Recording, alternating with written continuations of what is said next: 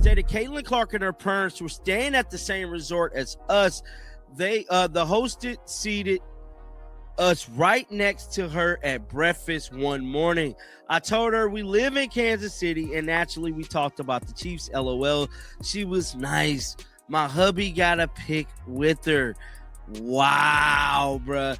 This is me. While the league's been consumed by contract negotiations and off-season drama, Caitlin Clark's been doing something radical. She's been living her life. And a chance encounter at a Bahamas resort just gave us the most authentic glimpse we've seen of her all season. No cameras, no handlers, just a fan, a breakfast table, and a conversation that's now breaking the internet. Which was so freaking cool, man. The Caitlin Clark, you know, for all this notion that Caitlin Clark don't like fans or have an issue with black people, it's all cap, bruh. I can't even stunt. Caitlin Clark got a lot of black fans. She definitely got a lot of black fans. Content creator Kristen Palmer posted about staying at the same resort as Clark and her parents. The host seated them right next to each other at breakfast. And here's what's fascinating about this interaction. Palmer's from Kansas City, so naturally they talked about the Chiefs. Not basketball, not the WNBA. Football, because that's what normal people do when they meet at breakfast on vacation. They talk about whatever's happening in their lives. But the photo Palmer's husband got with Clark is what's really telling here. Clark's body language, her genuine smile, the relaxed posture. This isn't media training. This is someone who actually enjoys connecting with people when there's no agenda attached. Is what kind of pissed off a lot of Angel Reese fans.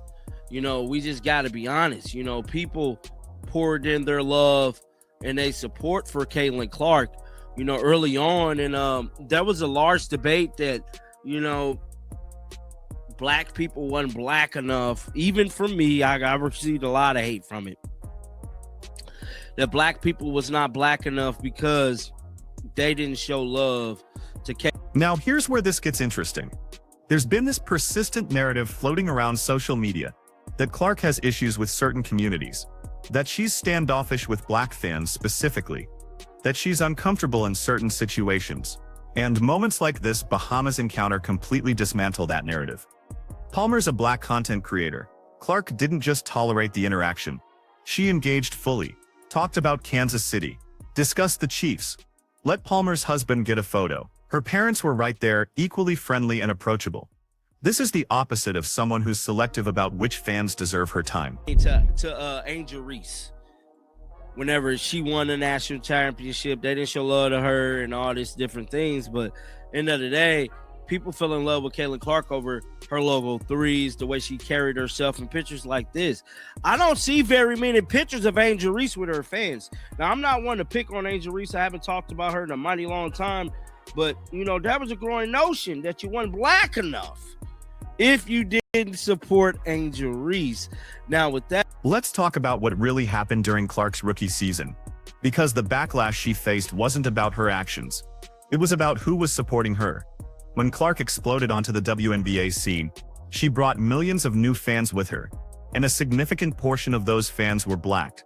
They fell in love with her logo threes, her competitive fire, the way she carried herself on the court. That support created tension, because there was this expectation in some circles that black fans should be rallying behind Angel Reese instead. That supporting Clark somehow meant you weren't black enough.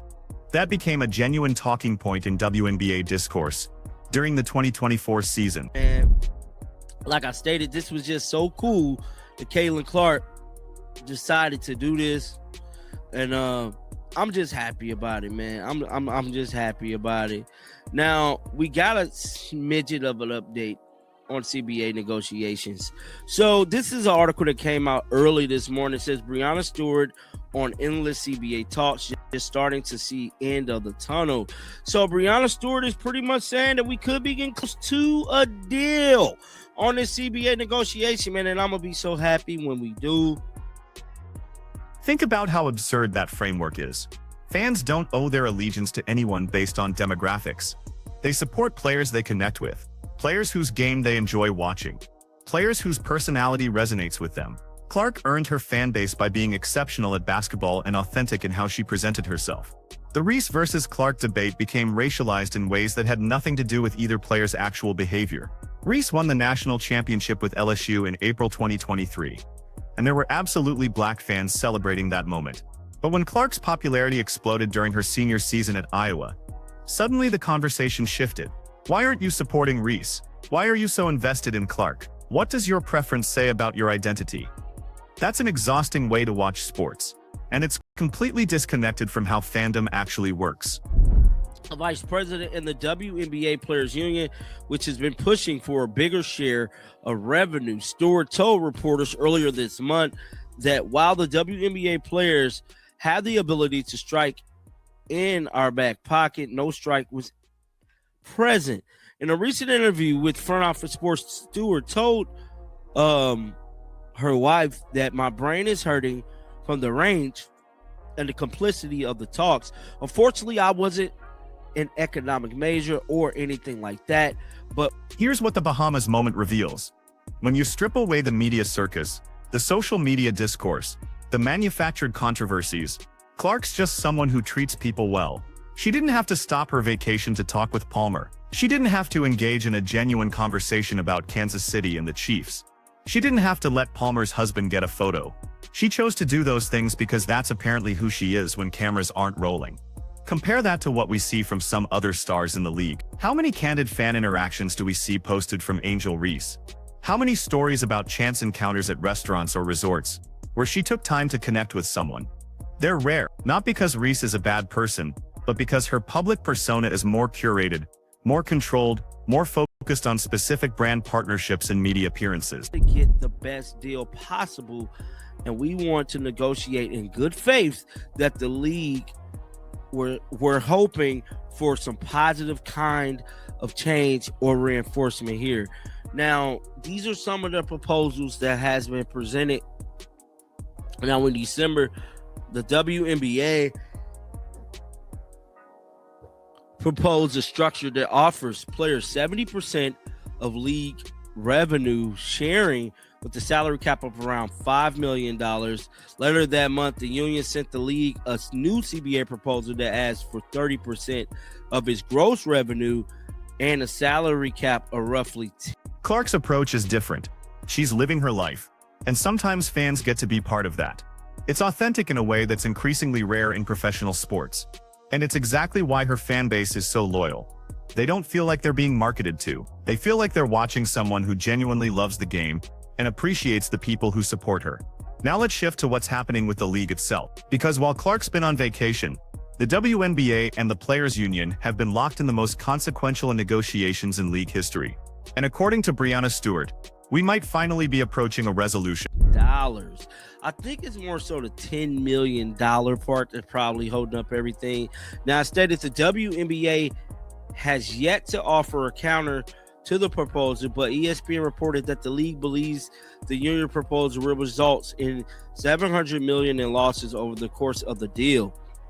The sides agreed to 2 extensions, which we already know, and the latest one was on January 9th. Now, last week in Berlin, NBA Commissioner Adam Silver said the league hopes to launch a women's league in Europe after it launches. Stewart told Front Office Sports in a recent interview that she's just starting to see the end of the tunnel for CBA negotiations. That's significant because Stewart's not just a star player, she's a vice president in the WNBA Players Association. She's been in the room for these talks since the players opted out of their collective bargaining agreement on October 21, 2024. That's 15 months of negotiations. 15 months of proposals and counter-proposals, 15 months of trying to bridge a gap between what players believe they deserve and what the league says it can afford. Stewart admitted her brain is hurting from the complexity of these discussions. She joked that she wasn't an economics major, but she's trying to get the best deal possible while negotiating in good faith with the league. Let's break down what's actually on the table here, because the numbers tell a story about how far apart these two sides have been. In December 2024, the WNBA proposed a structure that would give players 70% of league revenue sharing, with the salary cap set around $5 million per team. On the surface, 70% sounds generous. That's a higher percentage than NBA players get, right? But here's where it gets complicated. The WNBA's proposal was based on a specific definition of league revenue that excluded certain income streams. It was 70% of a carefully defined pot of money, not 70% of everything the league generated. The players' union saw through that immediately. Later in December, the union sent back their own proposal. They want 30% of gross revenue, not 70% of a narrower definition. And they want the salary cap set around $10 million per team. That's double what the league offered. The league's response was swift and pointed.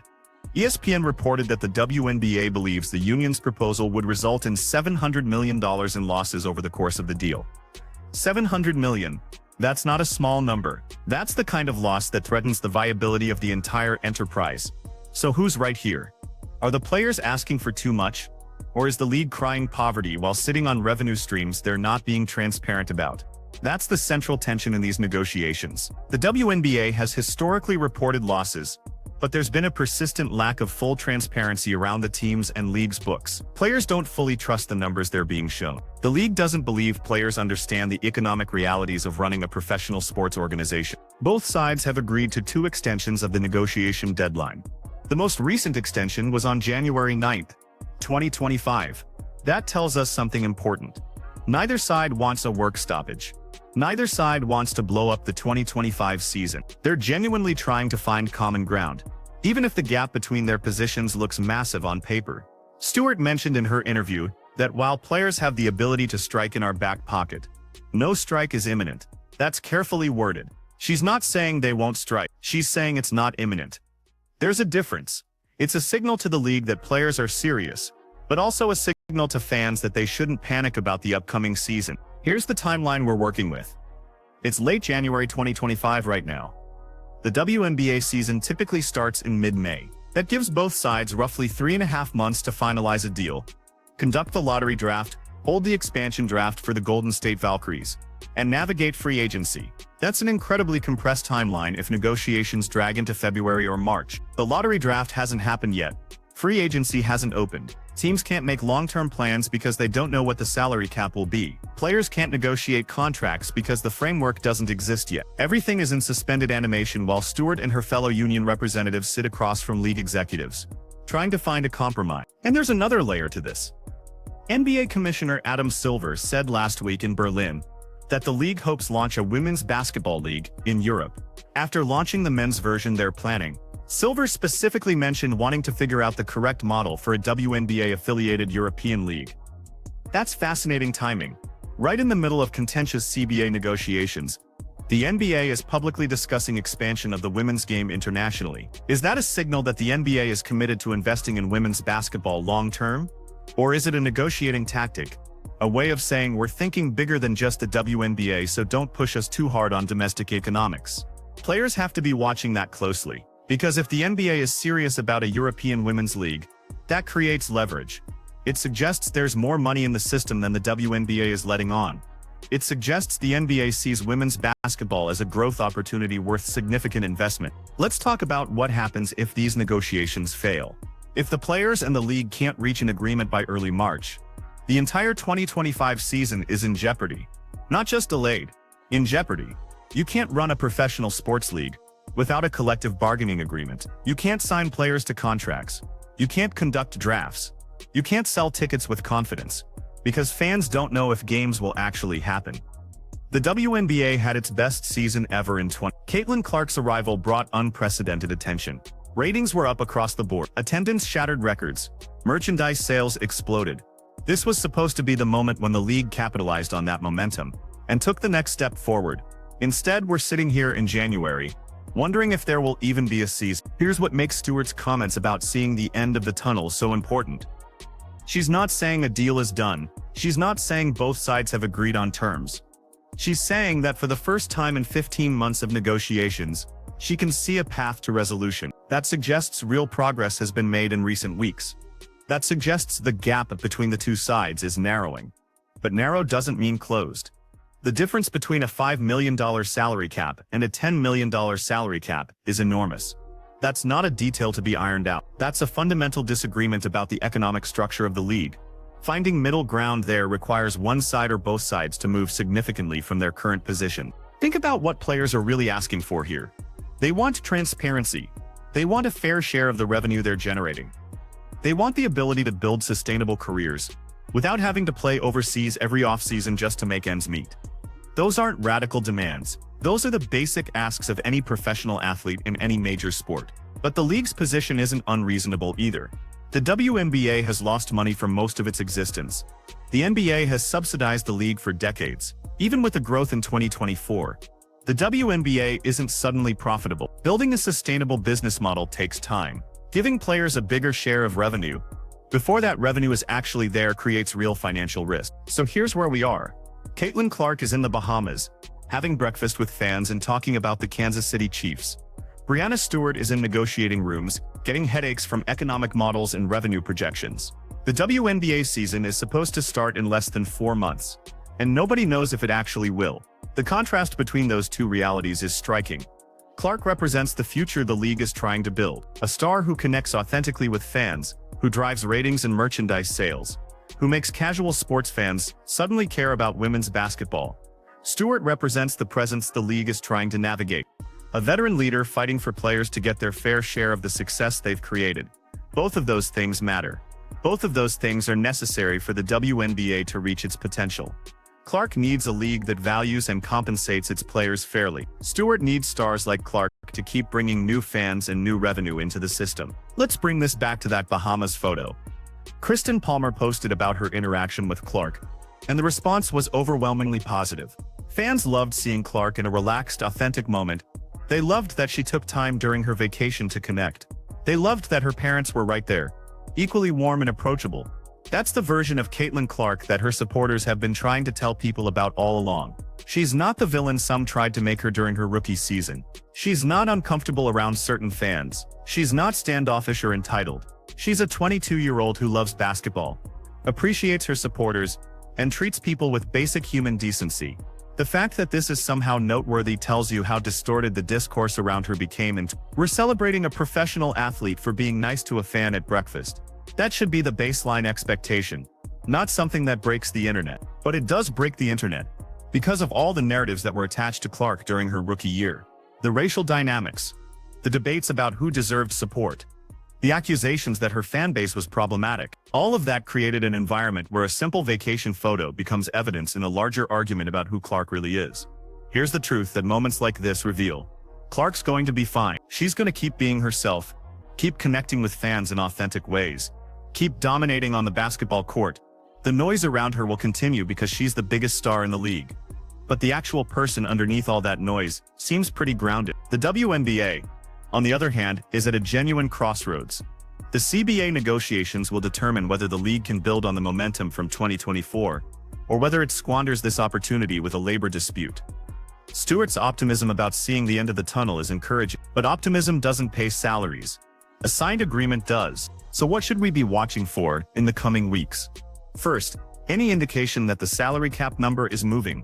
If the league comes up from $5 million or the players come down from $10 million, that's real progress. Second, any details about how revenue sharing will be calculated. That's where the real money is. 70% of a small number is less than 30% of a big number. The definitions matter more than the percentages. Third, watch for signals about the timeline. If we get into mid-February without a deal, start worrying about the season. If a deal comes together in the next 2 to 3 weeks, we're on track for a normal offseason with the lottery draft, expansion draft, and free agency all happening on schedule. And finally, watch how players are talking about this publicly. Stewart's been careful, measured, optimistic but realistic. If that tone changes, if frustration starts creeping into player comments, that tells us negotiations aren't going as well as we hope. The WNBA has a chance to get this right, to fairly compensate players, while building a sustainable business model, to capitalize on the unprecedented attention the league received in 2024, to prove that women's professional basketball can be both culturally significant and economically viable. But getting it right requires both sides to negotiate in good faith, to be transparent about the numbers, and to prioritize the long-term health of the league over short-term positioning. That's harder than it sounds. These are complicated negotiations with billions of dollars at stake over the life of the deal. Caitlin Clark will be back from vacation soon. She'll return to training, preparing for her second season, ready to build on an incredible rookie year.